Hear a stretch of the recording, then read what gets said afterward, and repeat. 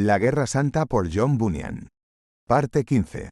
Diablo se tambaleaba y se estremecía de miedo, porque tenéis que saber que aunque la ciudad de alma humana no estaba muy preocupada, si acaso lo estaba en algo, por este proyecto, porque, ay de ellos, estaban terriblemente embrutecidos, porque se dedicaban principalmente a sus placeres y concupiscencias, sin embargo sí que lo estaba su gobernador Diablo, porque tenía espías de continuo alrededor, que le traían informaciones de todo tipo. Y le contaron lo que se estaba preparando contra él en la corte, y que Emmanuel iba a llegar pronto con poder para invadirle. Y no había nadie en la corte, ni par en el reino, que Diablo tanto temiera como temía a este príncipe. Porque ya recordaréis que, como he dicho antes, Diablo había ya sentido el peso de su mano, y que fuese él quien venía lo atemorizó tanto más. Bien, ya os he contado cómo el hijo del rey se había comprometido a dejar la corte para salvar alma humana, y que su padre lo había nombrado capitán de las fuerzas. Habiendo llegado el tiempo para su partida, se preparó para la marcha, y tomó consigo para el ataque a 5 nobles capitanes con sus fuerzas. 1. El primero era un célebre capitán, el noble capitán Creencia. Suyos eran los colores rojos, y el senior promesa era el portaestandarte, y como blasón tenía el santo cordero y el escudo de oro, y a sus órdenes tenía 10.000 hombres. 2. El segundo era el célebre capitán Buena Esperanza. Sus colores eran los azules, su portaestandarte era el senior Expectación, y como blasón tenía las 3 anclas de oro, y a sus órdenes tenía 10.000 hombres. 3. El tercero era el valiente capitán Caridad. Su portaestandarte era el senior compasivo, suyos eran los colores verdes, y como blasón tenía 3 huérfanos desnudos abrazados en el seno, y a sus órdenes tenía 10.000 hombres. 4. El cuarto era el gallardo comandante, el capitán Inocente. Su portaestandarte era el senior Candoroso. Los suyos eran los colores blancos, y como blasón tenía las 3 palomas de oro, y a sus órdenes tenía 10.000 hombres. 5. El quinto era el fidelísimo y bien amado capitán Paciencia. Su portaestandarte era el senior Longanimidad, los suyos eran los colores negros, y como blasón tenía 3 flechas atravesando el corazón de oro, y a sus órdenes tenía 10.000 hombres.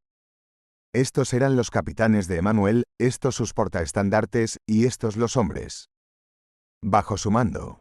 Así, como ha quedado dicho, el valiente príncipe emprendió la marcha a la ciudad de alma humana.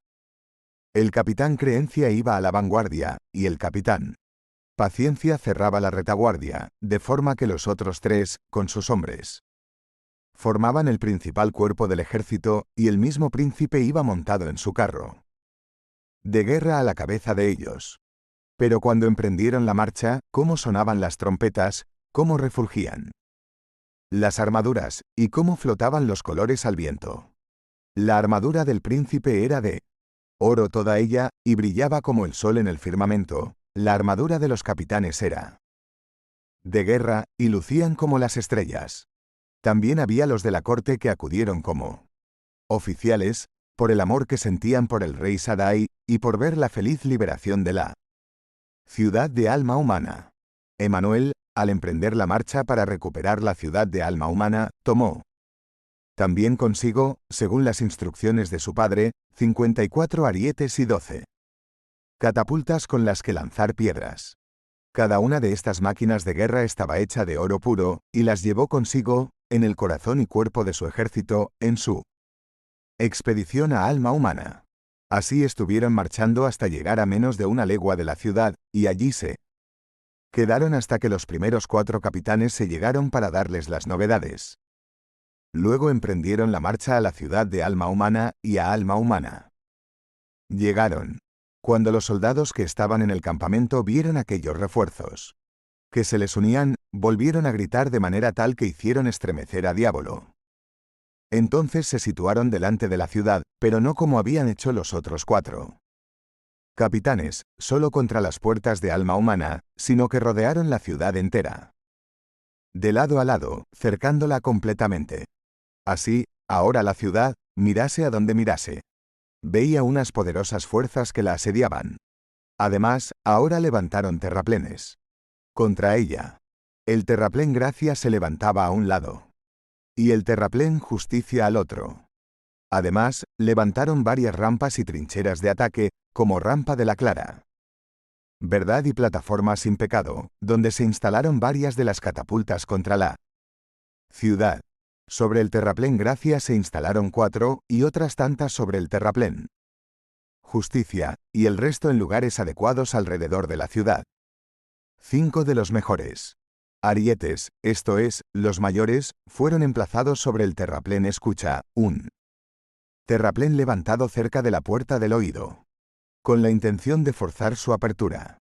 Ahora, cuando los hombres de la ciudad vieron la multitud de soldados que habían venido contra la ciudad, y los arietes y las catapultas, y los terraplenes sobre los que se habían instalado, junto con el brillo de las armaduras y el ondear de sus colores, se vieron obligados a dar vueltas una y otra vez a sus pensamientos, pero difícilmente pasaban a pensamientos más firmes, sino cada vez más pusilánimes, porque aunque antes habían pensado que tenían suficiente protección, ahora comenzaron a pensar que nadie podría predecir cuál sería su suerte.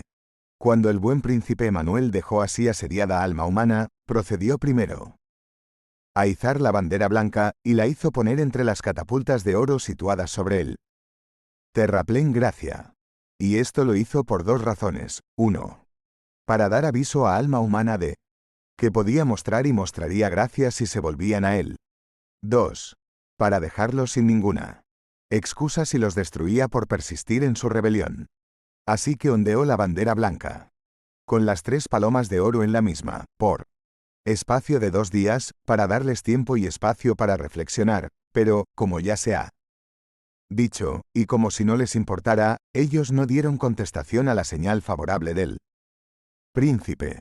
Luego mandó, e izaron la bandera roja sobre el terraplén Justicia. Era la bandera roja del capitán Juicio, cuyo blasón era el horno de fuego ardiente, y ésta estuvo también ondeando ante ellos en el viento durante varios días.